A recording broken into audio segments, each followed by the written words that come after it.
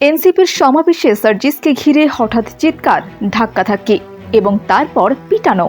কি এমন ঘটল যে বিশৃঙ্খলার মুখে পড়লেন সার্জিস আলম নিজেই? এনসিপি দলের প্রধান নেতা সার্জিস আলমকে পিটানো হয়েছে এমন একটা তথ্য সোশ্যাল মিডিয়ায় প্রকাশ করা হয়েছে।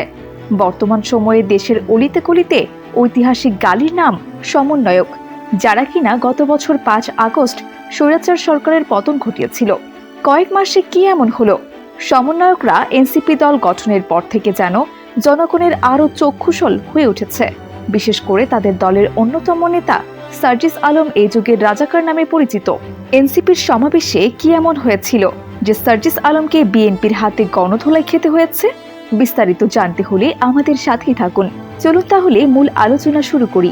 এনসিপির সমাবেশ হয়েছিল বগুড়ায়, যেখানে সার্জিস আলম বিগত সরকারের বিভিন্ন ধরনের কুকীর্তি তুলে ধরে বক্তব্য পেশ করেন। এই বাংলাদেশে আওয়ামী লীগ ফিরে আসার সুযোগ নেই, খুনি হাসিনা ফিরে আসার সুযোগ নেই। আসলে একটা কারণে আসবে, বিচারের কাঠগড়ায় দাঁড়ানোর জন্য। তিনি বলেন, সরকার পতনের সময় এই সরকার 1000-এর বেশি মানুষকে মেরেছে। এছাড়া তিনি বলেন, বিগত 16 বছরের হত্যা এবং গুমি ছিল হাসিনা সরকারের প্রধান লক্ষ্য। সমাবেশে উপস্থিত ছিলেন দলের শীর্ষ নেতারা এবং কর্মীরা। হঠাৎ করে উত্তপ্ত হয়ে ওঠে পরিস্থিতি।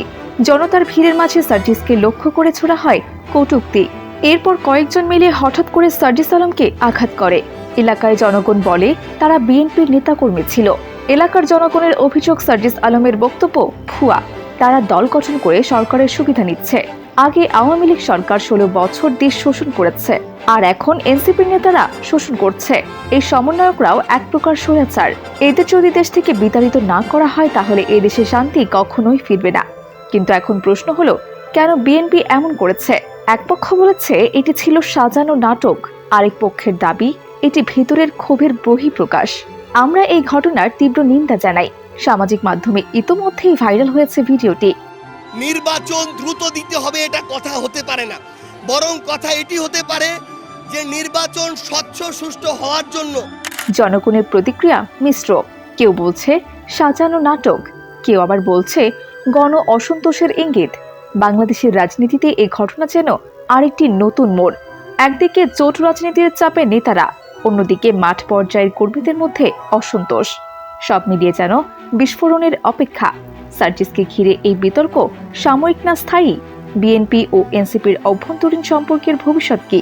আর এই ঘটনা তাদের রাজনৈতিক অবস্থানে কি প্রভাব ফেলবে? আপনার মতামত কি? এটা কি পরিকল্পিত কিছু, না হঠাৎ বিক্ষোভের বহিঃপ্রকাশ? কমেন্টে জানান এবং ভিডিওটি শেয়ার করুন যেন সবাই জানতে পারে।